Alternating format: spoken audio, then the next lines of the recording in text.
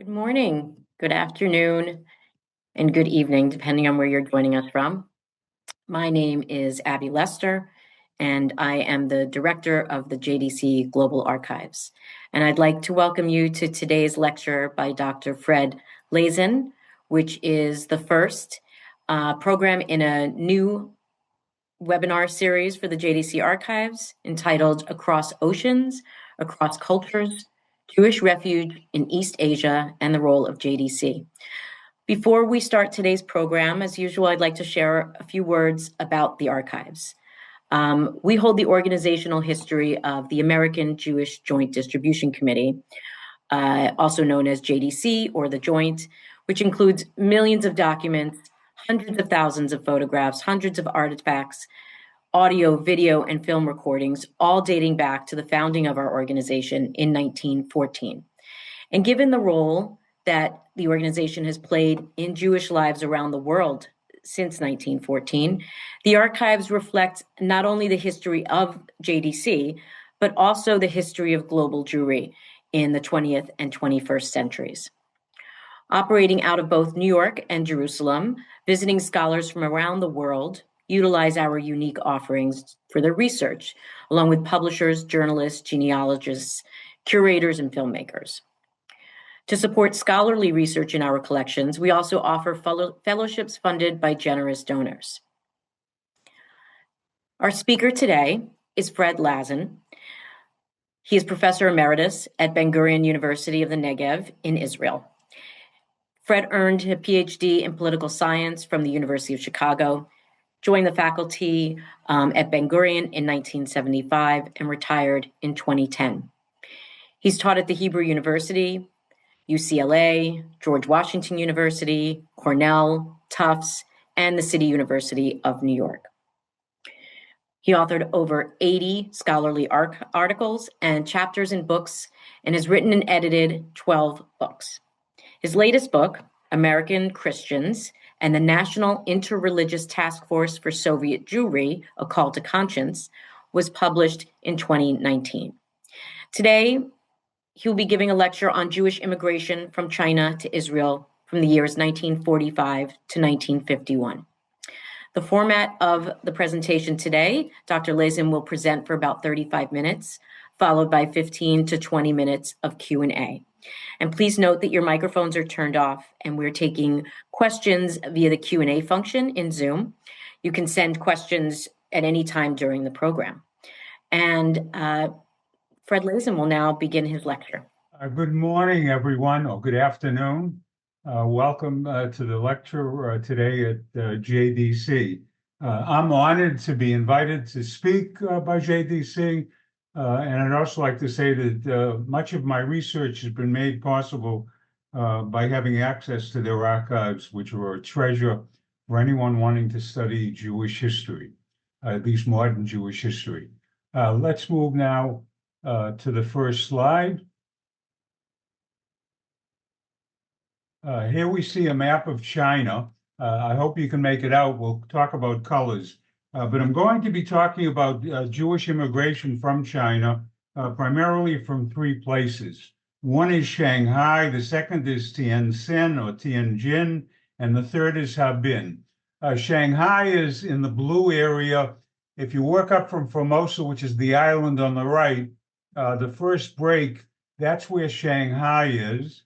If you move up to the red area, which is really where Beijing is, Tianjin is there, and then in the sort of greenish area up top, that's where Harbin is, very, very close to the Soviet Union.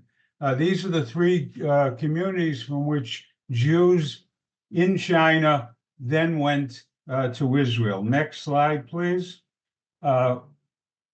What the paper is going to cover is the following. We're going to look primarily at European Jewish refugees in Shanghai after World War II, approximately 15,000.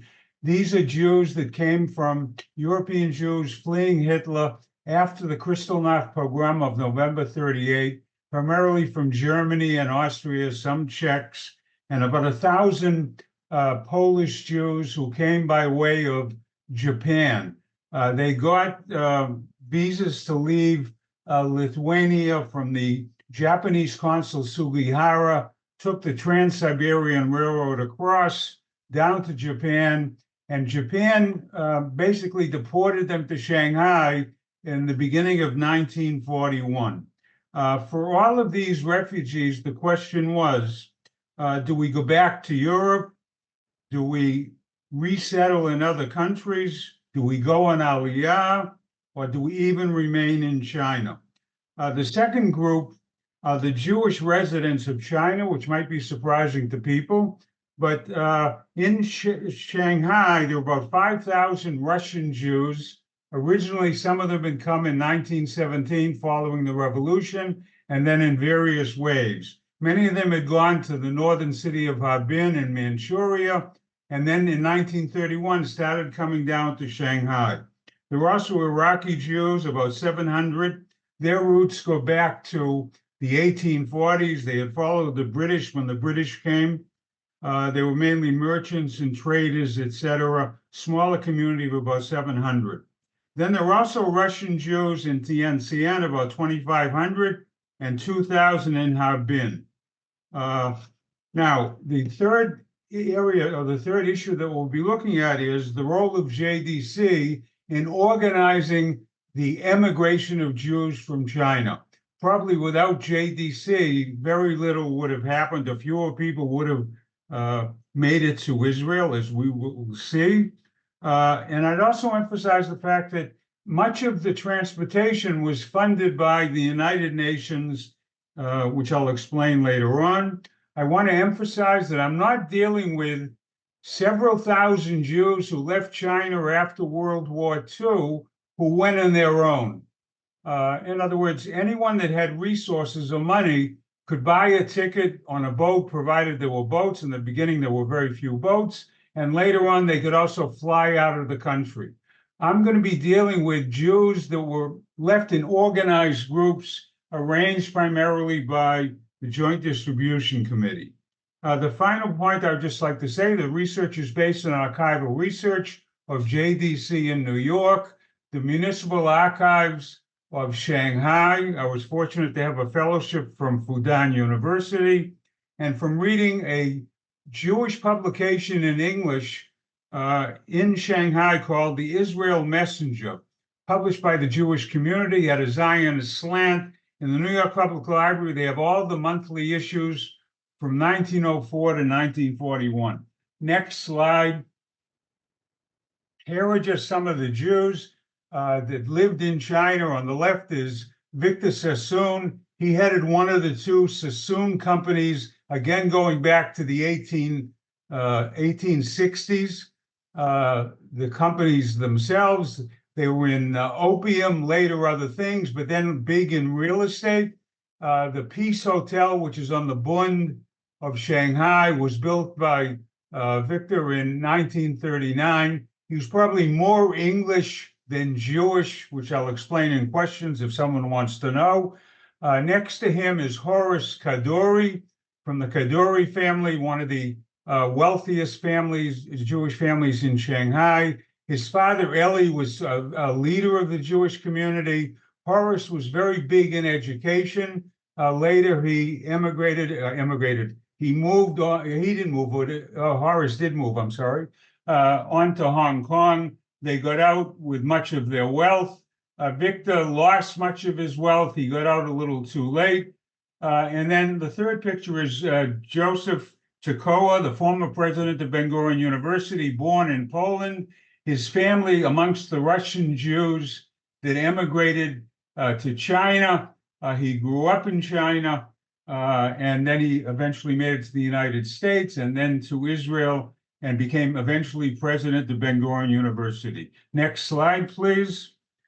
We want to just talk briefly about the colonial character of China. There were opium wars in the 1840s between the British, Chinese, and then other countries as well, several treaties. The treaties, the first being the Treaty of Nanjing in 1842, basically opened 5 Chinese ports to European powers, later the United States and Japan as well. These foreign powers were given concessions or settlements in the 5 cities. Their citizens enjoyed what we call extraterritoriality. What did that mean? If a British company or their employees come and they move into Shanghai, into the international settlement, they're not subject to Chinese law. They don't pay taxes to anything Chinese. They're basically British, living in a British area or an international area of Shanghai. If they break the law, they're in a British court. If you're an American, you go to an American court. If you're Dutch, you go to a Dutch court, etc. The Jews, many of the Jews lived in these areas of Shanghai and also in Tianjin. During World War II, all these foreign concessions, extraterritoriality were abolished, with the exception of Hong Kong. That was a consequence of World War II. Now, the final point I want to make in this slide is what happened after World War II. The American forces entered Shanghai, then the nationalist forces. The nationalist forces took over China, and they wanted to reestablish the autonomy of China. They were interested in becoming a real independent country. They wanted to get rid of all foreign influence. So early in 1946, they had a decree where they wanted the Axis people, the Germans and the Austrians, leave China by a particular date. They also added that includes the Jewish refugees from Germany and Austria, which was a sign to most of the Jewish refugees were no longer wanted. We have to leave the country. Even though they weren't forced out, there was a lot of pressure put on them to have to leave. Next slide, please. JDC in the Far East. JDC came in 1938. They provided funding for the refugees, and they managed to fund all during the war. After the war, they had a director, or they had directors. The two directors we're going to focus on, they're really the Far East directors of JDC, located in Shanghai. The first was Charles Jordan, who came in 1946, stayed through 1948. What he did was he set up a migration bureau within the JDC operation. This bureau basically organized the immigration of all the Jewish refugees that wanted to leave China. They dealt with the consulates. They helped fill out visa forms. They provided the information the refugees had to do. They bought tickets. They got transit visas for the refugees. They basically did all the work to enable these people to leave the country. Very, very important. The second director was Adolf Glassgold, came in April of 1948, stayed until the beginning of 1951 when he closed down the JDC operation. JDC headquarters in New York dealt with the U.S. State Department. Most importantly, JDC European offices in Paris and in other places dealt with the International Refugee Organization of the UN to get money for transportation. And one of the employees of JDC in Europe worked with the fledgling Israeli government, and especially with the Jewish agency. So you had a JDC organization worldwide working to get the refugees out of the country.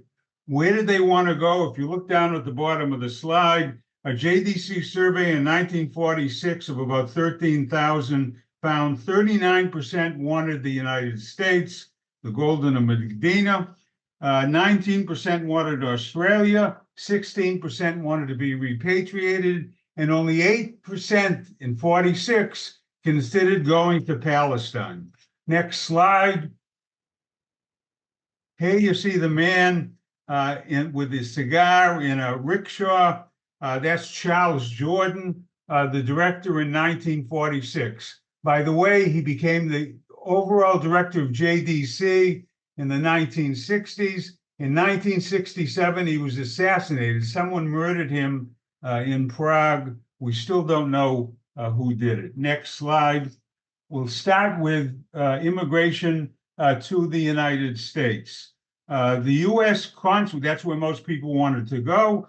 The consulate opened up for immigration, began issuing visas in March of April 46. The most refugees came from Germany. The largest quota for the United States, one of the largest quotas was Germany. You could bring in about 25,000 people a year. One thing you have to keep in mind for JDC, for the United States government, there was much more interest in what was happening with DPs, displaced persons, the refugees in Europe, rather than Shanghai. Shanghai was the boondocks, very, very few people relative to the numbers in Europe. But Truman issued a directive in December 45 saying any visas not used in Europe, in other words, if the visa for Czechoslovakia wasn't filled for a particular year, they could be given to German refugees. So the other thing that Truman did in this directive of 1945 was you could have a corporate affidavit. Anyone that wanted to come into the United States had to have an affidavit. A relative or a friend had to guarantee that the refugee wouldn't become a public charge. What if you didn't have a relative or a friend? You couldn't come to America. So what Truman did was he said you can have a corporate affidavit, which meant an organization like JDC could take responsibility, fill out the affidavit, and give an affidavit for a particular refugee. So most people that left Shanghai were people born in Germany. Very few people from countries with low quotas managed to get out of Shanghai. That included the Czechs, the Austrians, the Poles, the Russians. You couldn't go to, it was very difficult to go to America. The other thing was there were religious Jews amongst the refugees. They had come by way of Japan. I mentioned them before, the 1,000. They included the entire Meir Yeshiva. There was what we call in Israel protexia. Their groups, their people favoring them in the United States. There was an organization of Orthodox Jews rescuing Orthodox Jews from the Holocaust. They pressured the State Department. Almost all the visas to non-German Jews given out in 46, 47, and part of 48, they all went to these ultra-Orthodox yeshiva students and the rabbis. So it was only the German Jews that were really coming to America. In other words, through 1947, 3,500 people came to America. Almost all were under the German quota, with the exception of the ultra-Orthodox Polish Jews. Now, how did this play out? Take a look at the figures in the bottom. If you look at repatriation, people who went back to their home countries between 46 and 48, Germany, out of all the Germans in Shanghai during this period, those that left, 80% went to the United States, only 9% went back to Germany, 11% went to other countries. In contrast, the Austrians, only 24% got into the United States, but 42%, almost half, went back to Austria because they couldn't go to America. 36% went to other countries. Next slide. Here you see some people going back to Europe. Why is this slide important? Look how healthy they look. Now, this is a year after the war, or 2 years after the war. The Americans had been there. There were a lot of American rations, GI rations, etc., that went to Jewish refugees. But some people also, not all the refugees were poor. These look like very healthy individuals. Keep that in mind. Very different from the way people suffered during World War II. Next slide. Here you see 700 German and Austrian refugees going to America. Nothing much to say about the slide. Let's move on to the next picture. Harry Truman, which made it possible for many people to come to the United States. One of the issues came up that about a third or more of the refugees coming in from Germany, especially from Europe, but also included those coming from Shanghai, many of them were Jewish, and that bothered a lot of people in Congress. It bothered Truman in the sense he realized he had a lot of problems with Congress when it came to refugees from World War II. Next slide. So what happened, by June of 1948, you get a Displaced Persons Act. What did the act do? Now, according to Professor Nassau, Nasaw at City University, wrote a book called The Last Million. What Congress was about to do, they enacted a bill. What they had in mind, they wanted to keep Jews out, even after the Holocaust.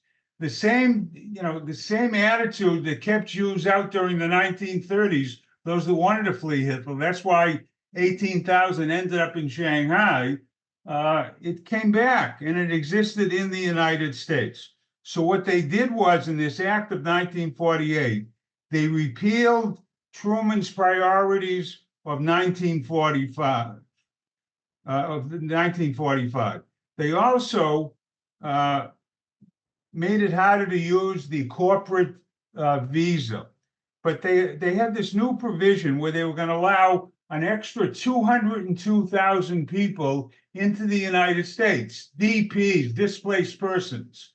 The first condition was anyone coming to the DP camps before 1945 can't come in under this can't be one of the 202,000, which excluded a lot of Jews. Anyone in Shanghai is not eligible for the 202,000. Who were eligible for the 202,000? 40% could be DPs from the Baltic states. Very few Jewish survivors of the Holocaust came from the Baltic states. 30% could be agricultural workers from all over Europe, displaced persons that are agricultural workers. Very, very few Jews were agricultural workers. The final provision of this DP Act was that 50% of the German quota now could go to Volksdeutsche. Volksdeutsche were Germans, people born out that were German, but they were born outside of Germany proper, like in Poland, Romania, Russia, that had come to the DP camps after 45. That included 0 Jews. So you had an effort to keep the Jews out after 48, or to restrict the entry of Jews into the United States. That's probably one of the reasons why Truman became a big supporter of sending 100,000 DPs from Europe to Palestine, which the British objected to. Next slide, please. Australia. I mentioned Australia since 20% of the people wanted to go. I have the name Susan Rutland. If you Google her name, she's written several articles and books. She's an expert on what happened there. One of the problems with Jews wanting to go to Australia, how can you get there? There weren't ships available. Liners weren't sailing at the time. Planes were very, very expensive. That became a problem, even if you had a visa or you got entry.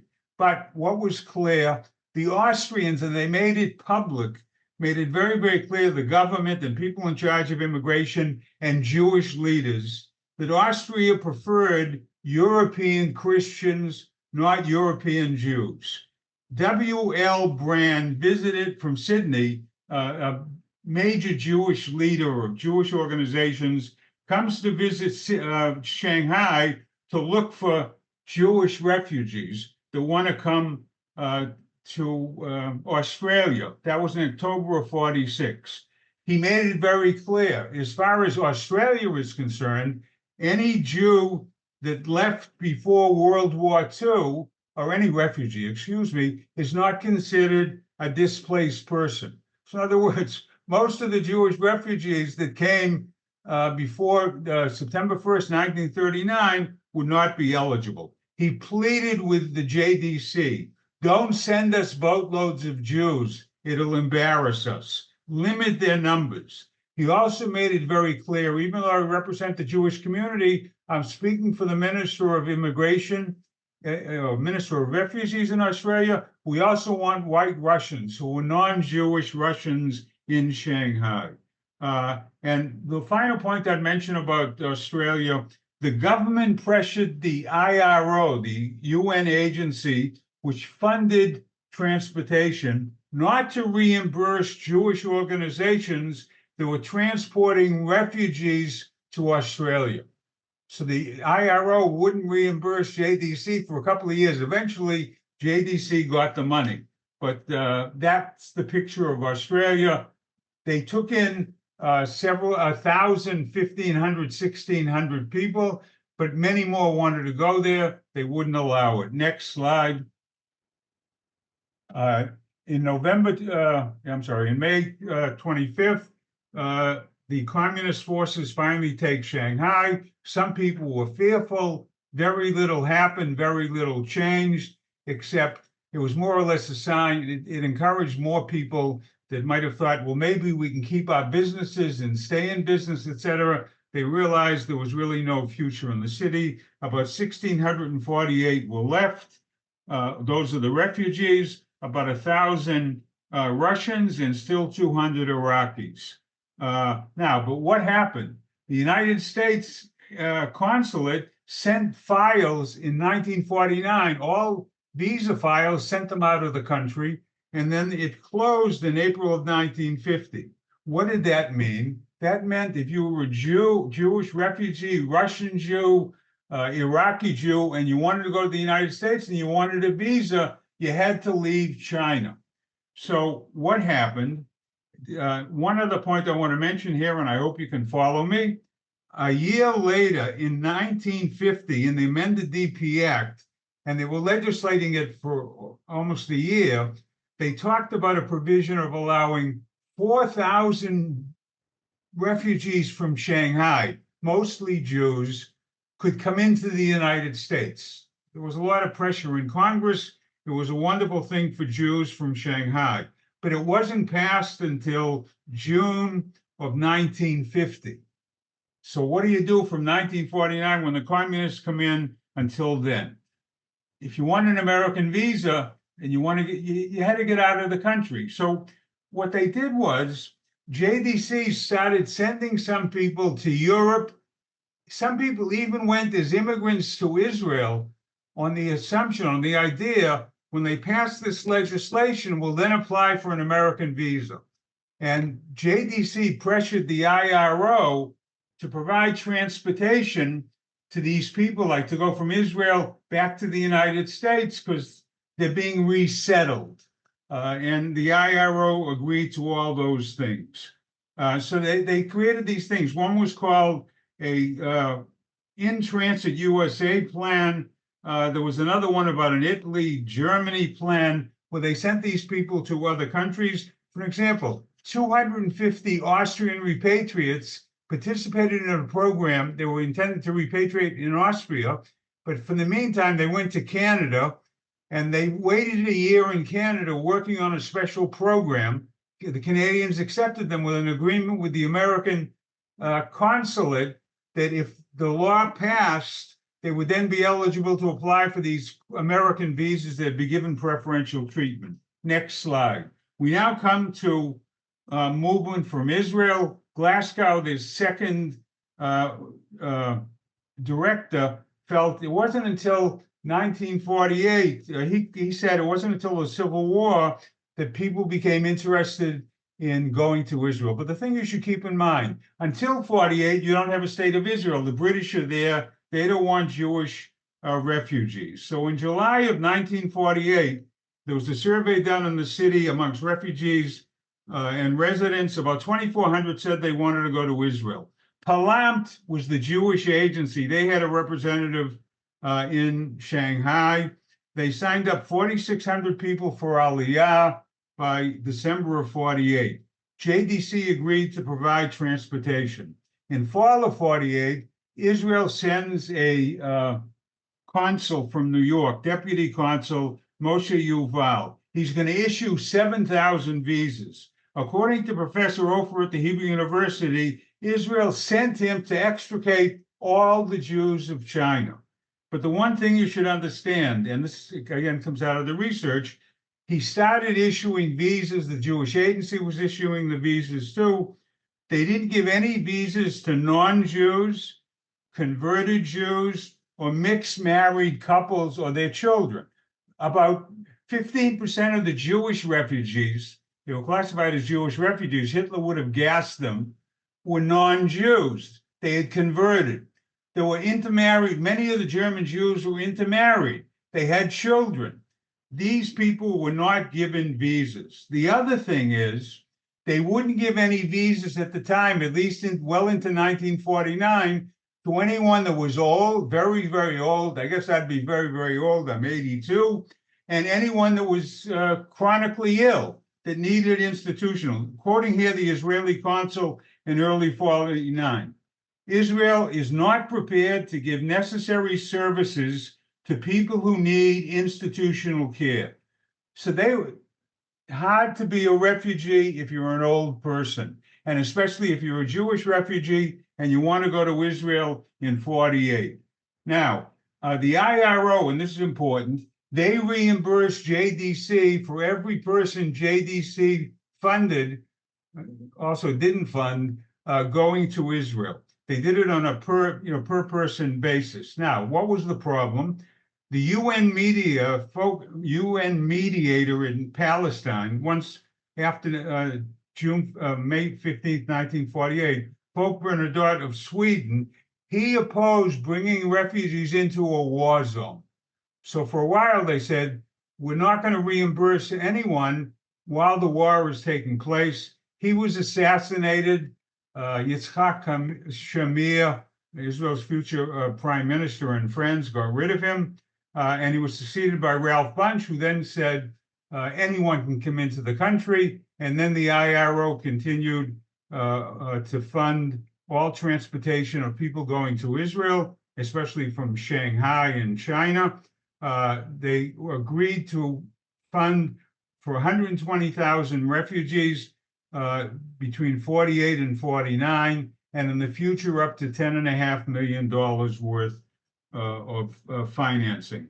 Now, immediately, the IRO, immediately after, was permitted in December of 1948, leading into January of 49.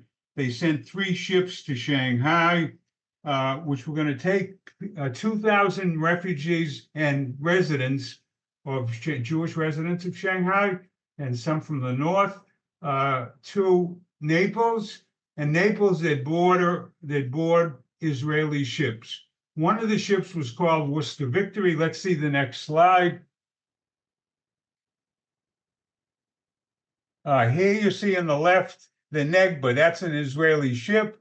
Here's the Worcester Victory on the right. These are the refugees. They're going from one ship on the right to the ship on the left, changing ships. To the best of my knowledge, that was done at sea because they didn't want to land the people. Okay, next slide. This is another view of it standing in front of the Negba. Okay, let's move on. Sealed trains. Sounds crazy. In February of 49, the SS Gordon, with 500 DPs and residents, and later, a month later, the SS Miggs, with only 193 people, they expected 400, was the ships both sailed from Shanghai to San Francisco. When they got to San Francisco, people were taken off immediately to buses, taken to trains. Every train had an armed guard. They basically were locked up inside of a train, and the train traveled between San Francisco and New York. It made 4 stops along the way. People I don't think were allowed out. They brought food on and things like that. And then when they got to New York, they were taken to Ellis Island, confined there for a week. Some relatives were allowed to visit, taken to a ship in Brooklyn, and then sent to Israel. It's an amazing how they could do that. I mean, they had all these pictures in newspapers of people going across America. They weren't allowed to get out of the trains. They weren't allowed to enter America, etc. They were going to Israel. They were confined. Now, next slide. Oh, I'm sorry. No, just stay here. Once these people, they got to Israel, then there were other people who were flown out of Israel. For an example, JDC organized flights. They actually provided $70,000 for 290 DPs and 210 residents. Many of the residents had money. They paid for their tickets. 290 90 DPs, many of them did not have a cent, so JDP covered it. However, they were reimbursed by IRO for $300 per person. Glasgow, he was the director, arranged for Alaskan Airlines. He got transit visas from India. And then he coordinated with the communist forces. A civil war is taking place with the nationalist forces. Don't shoot the plane down that's coming in and let the plane leave. They began flying on January 13th, 1949. That's during the Civil War. And 8 flights followed, each time about 60 people with their baggage. Next flight. We go to Tianjin, which is north of Shanghai, south of Beijing. The communists took the city in 1949. Now, Glasgow sent a ship called the SS Cristobal to a place called Tacuba. The city was, they couldn't get into the port, so it was nearby. So people went from Tianjin to Tacuba, 200 DPs and residents with Israeli visas. He expected 400, only 200 came. JDC put up money, the residents put up money. They had a sliding scale of how much each person would pay. The rich paid more, etc. But JDC again was reimbursed. They brought the baggage they took all the people. I'm sorry. I apologize. This Tacuba thing had to do both. The Cristobal deals with the second group.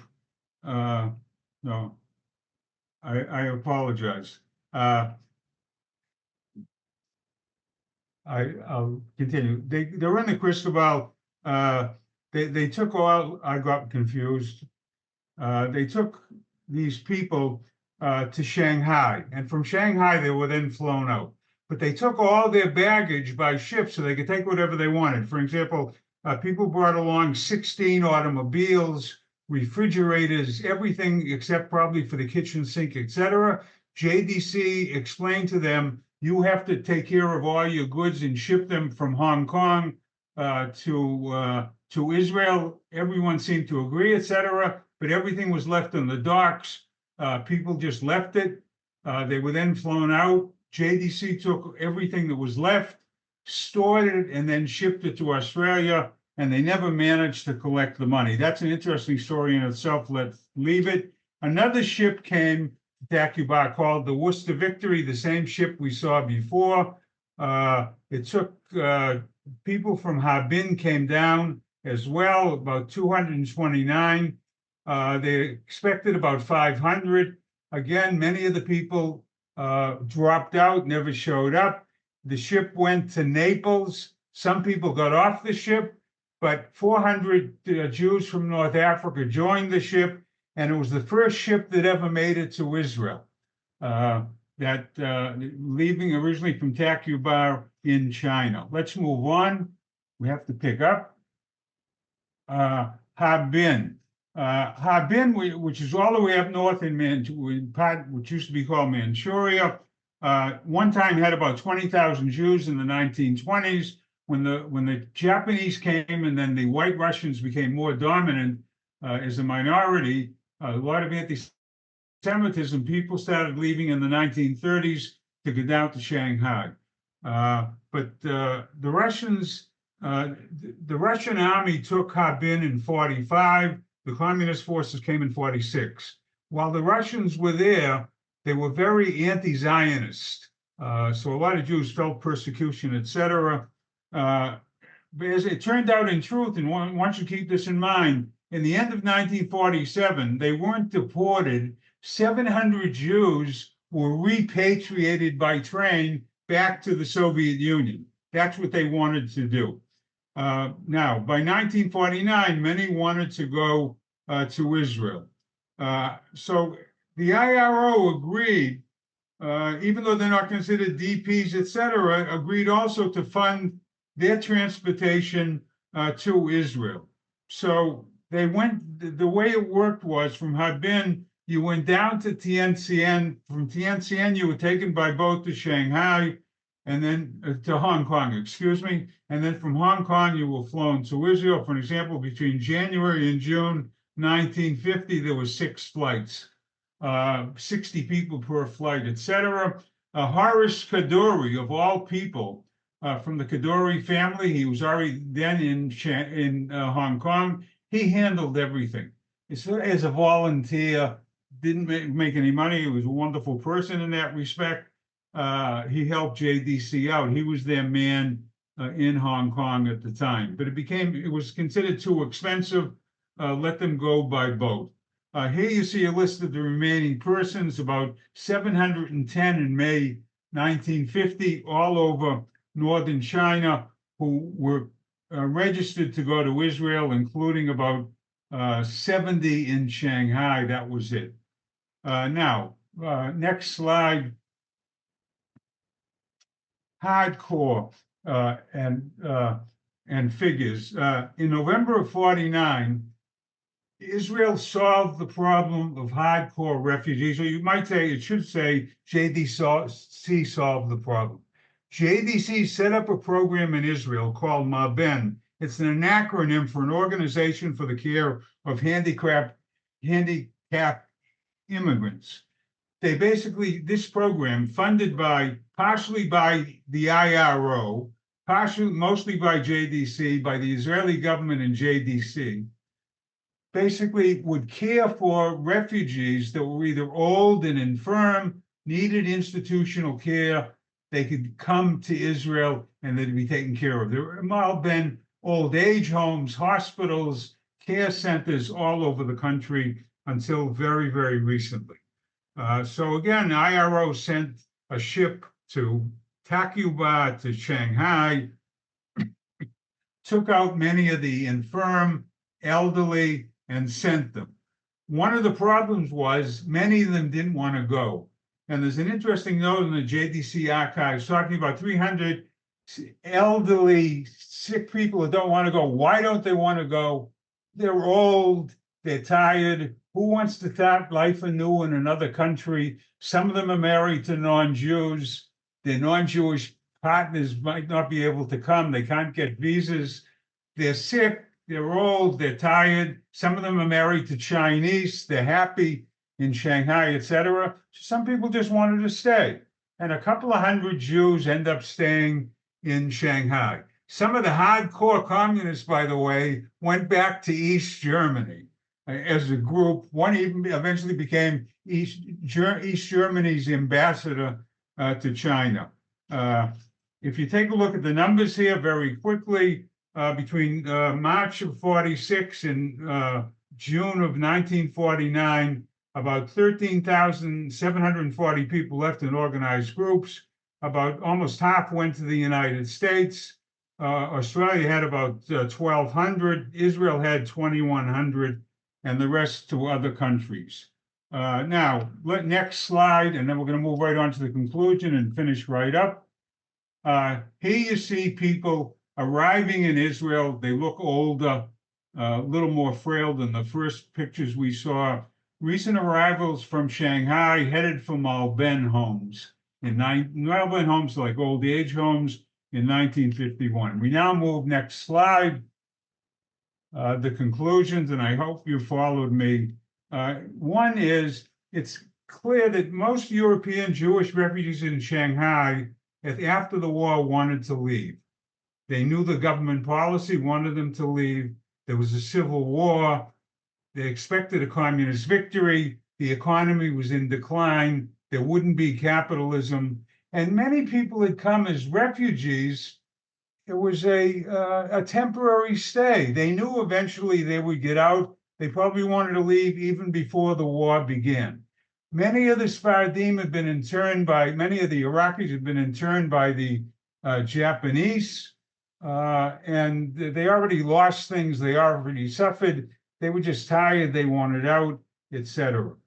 Second, the overwhelming majority wanted to go to the United States or Australia or to be repatriated. In the beginning, very few wanted to go to Palestine. But one should understand why very few. The British restricted entry. There was, some people would say, a civil war taking place after November 29th, 1947, between the Palestinians and the Jews for control of Palestine, the Mandate. That's when they voted for partition, etc. But by 1948, when Israel is created, they realized they weren't wanted in some of these places. Third point, when Israel was created in May 1948, you had a government that wanted Jewish immigrants. It wanted them to come. With a qualification, they didn't want people from mixed marriages, converts, and the elderly and the infirm, at least in the beginning.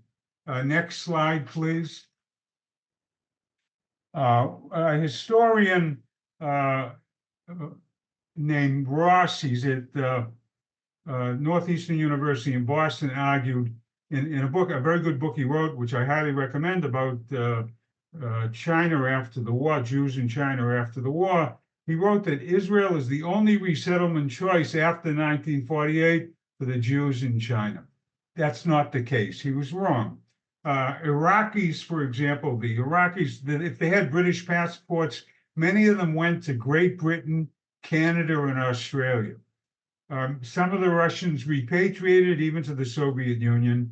And as late as 48, especially in 1950 with the DP Act, some people still went to the United States and to other countries as well. In other words, Israel wasn't the only country. Now, the next point, the fifth point that I would mention is the Russians in all three cities that I did research on seem to be ambivalent about Israel. Every time there was an organized group that was supposed to leave for Israel, fewer always showed up than were expected. Often they changed their mind, they took other offers. Glasgow even made the point, he once made a recommendation to New York, he pleaded with them, get these people out of here now. The longer they stay, the fewer will leave to go to Israel. One thing one should say, as far as JDC was concerned, they were happy that people were going to Israel. They supported that to the nth degree, but they didn't force anyone to go. If they didn't want to go, they didn't go, and they went to other places. Now, next slide. Professor Cohen, who's at Bar-Ilan University, has a 2003 book about immigration to Israel. Her argument that Aliyah was a highly organized procedure. Interesting point. It's highly organized in Europe, the DPs. It's organized to the nth degree in China.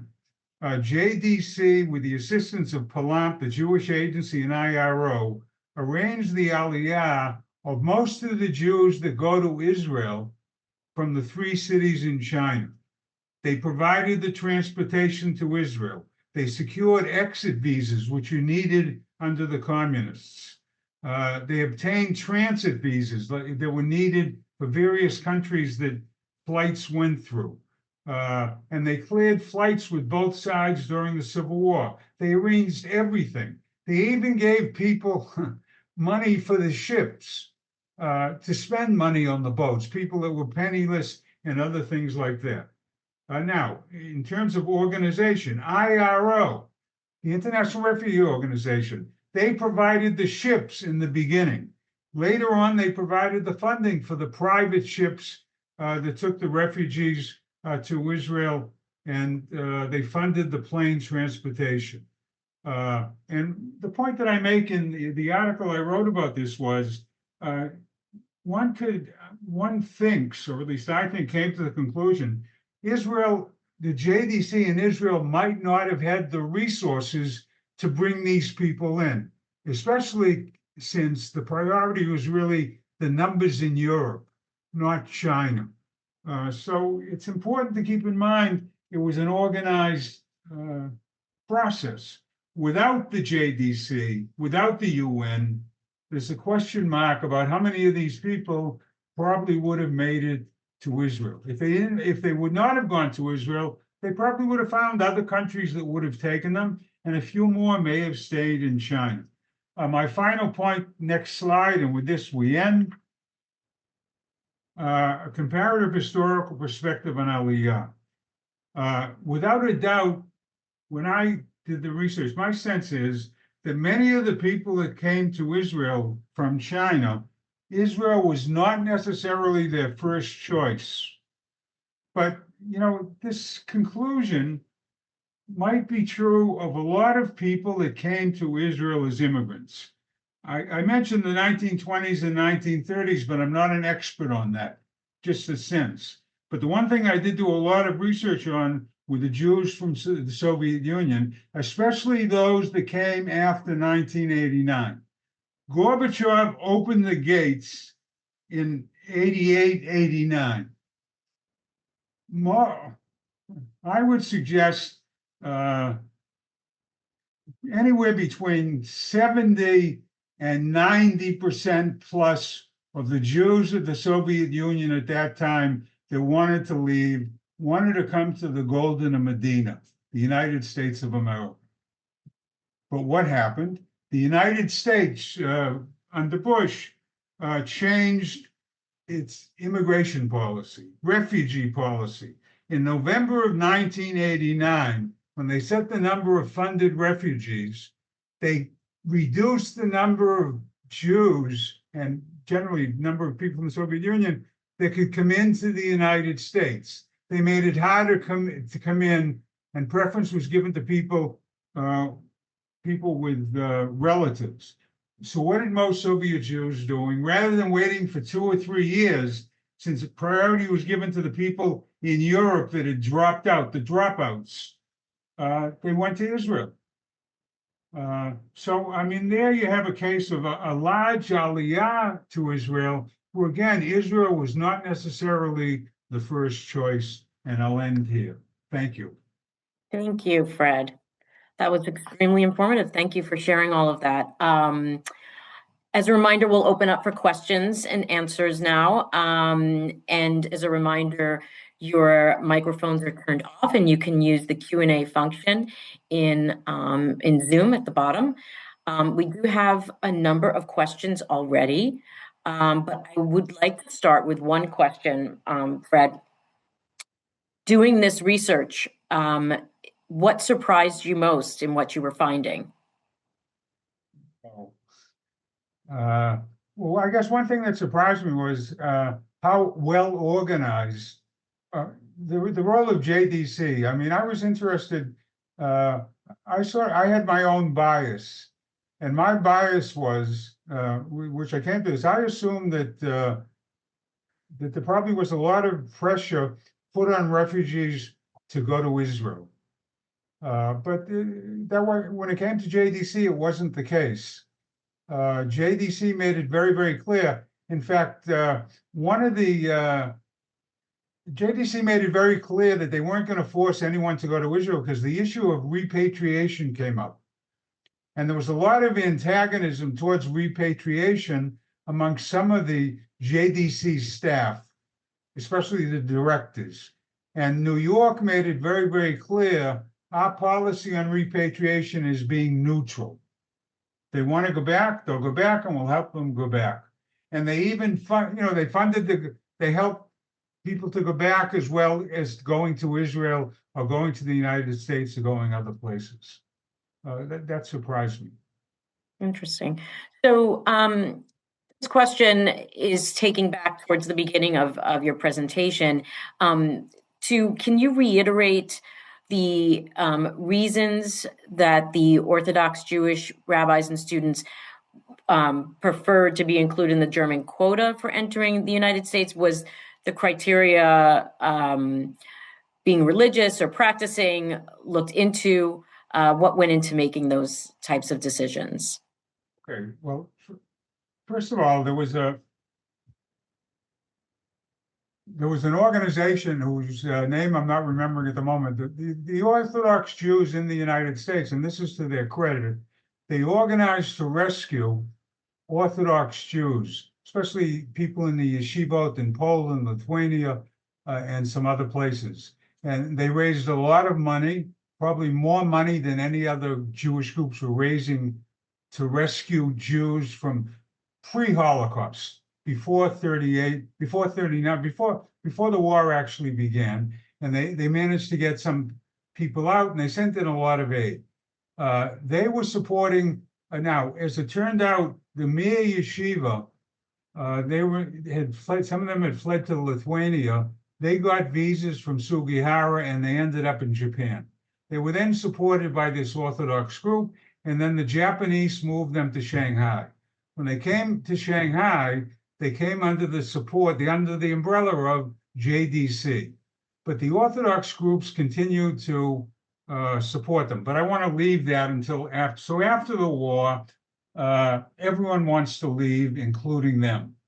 And some of the rabbis from Mir had already relocated in Brooklyn. So they wanted to go to Brooklyn.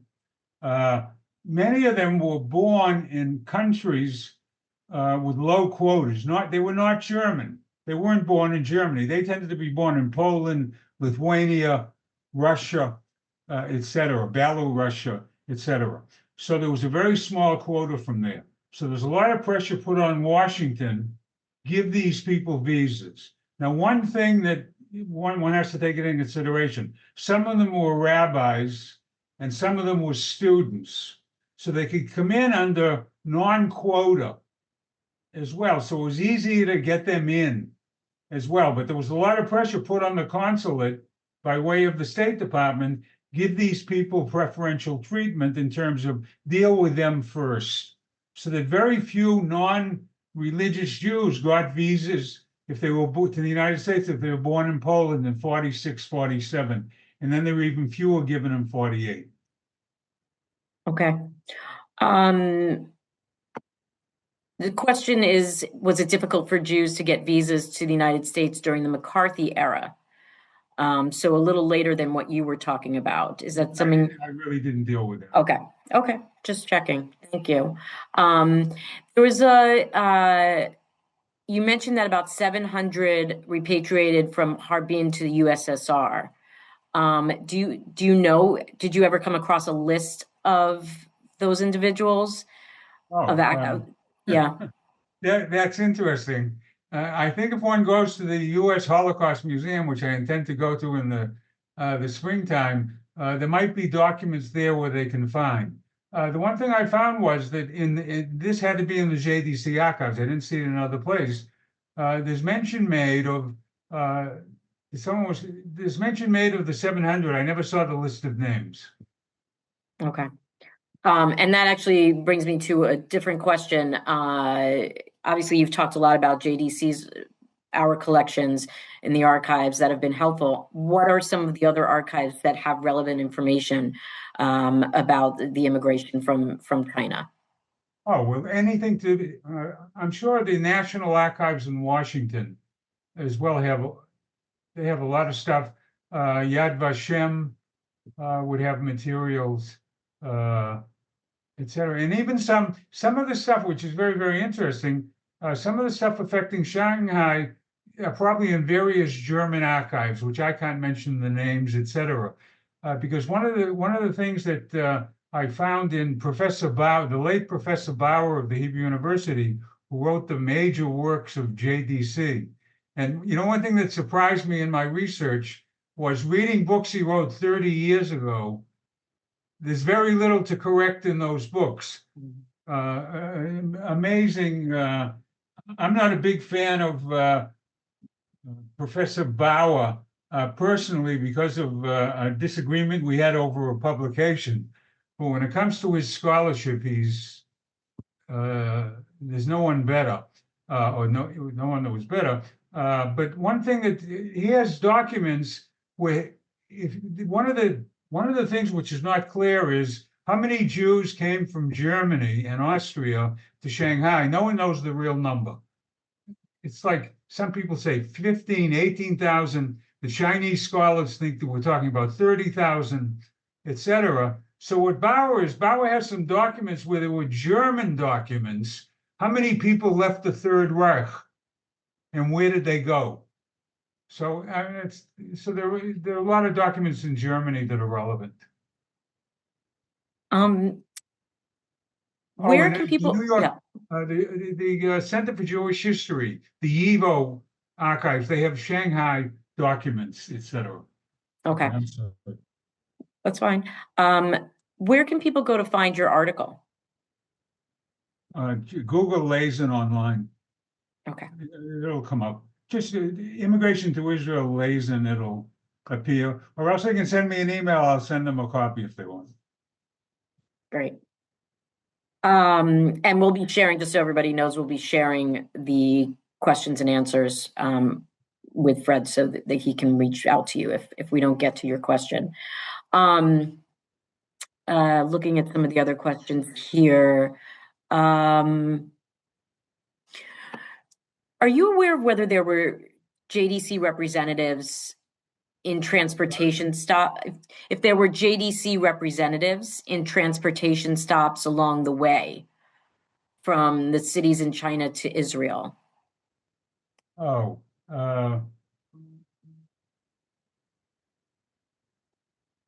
there, well, one thing that I don't know if they involve JDC necessarily, but like for example, some of the boats went by way of the Horn of Africa, so they'd stop in South Africa, and the Jewish community would come on board with food and other things like that.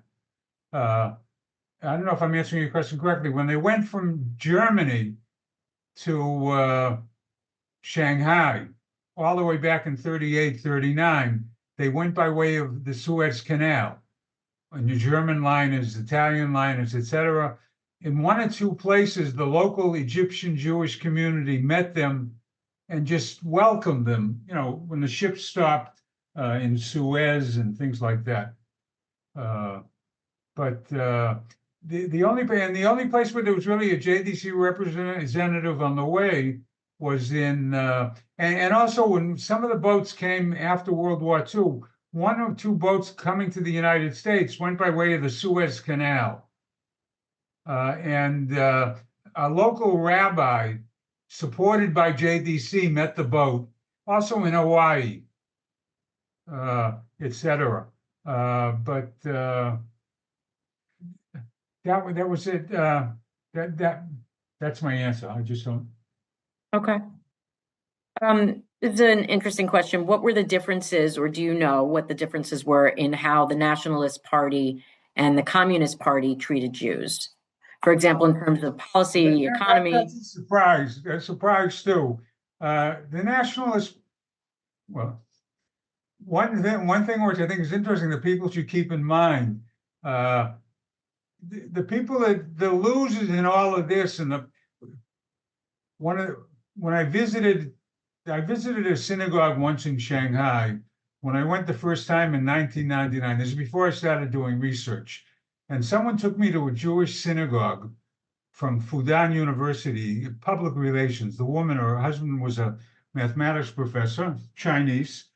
And she took me to this synagogue, and it was very, very moving. And they had someone there that had been during World War II, a Chinese person, but he had helped the Jews. So it was fascinating listening to him. And the strangest thing, being a Jewish person, was talking about the Holocaust, refugees, World War II, was realizing that her people, the Chinese, had it much worse than my people, the Jewish refugees, under the Japanese, who were allies of the Chinese. In other words, the allies of the Germans. In other words, the Chinese in Shanghai had it much worse than the Jewish refugees who were confined to an area, the refugees during World War II, not the Russian Jews and the Iraqi Jews with British passports were interned in camps. Now, the Chinese suffered horribly, the Jews didn't. So I mean that was something very strange. I lost my train of thought. If you could just repeat the original question where I'm answering. Yes, let me get back to that question. Sorry. Um, give me 1 second. The differences in how the Nationalist Party and the Communist Party treated Oh, Jews. okay, yeah. So now with the Chinese nationalist government announced, they wanted everyone to leave, but that was the Chinese policy as well. So they're about the same. The nationalists were pressuring them. The one thing I tell you about the communists is nothing changed. Everyone that wanted to leave was allowed to leave. They didn't hold a lot of people hostages. What they did was, with a lot of the Iraqis, they had property. You either paid the taxes or you lost your property. And paying the taxes was lost money, and you couldn't keep your property anyhow. I mean, there was confiscated under the communists, they confiscated everything. So the refugees really didn't get hurt, but the Iraqis that had money for Sassoon and others, they lost whatever they didn't get out of the country. But the Chinese did not persecute the Jews. Some of these Jews that stayed were intermarried.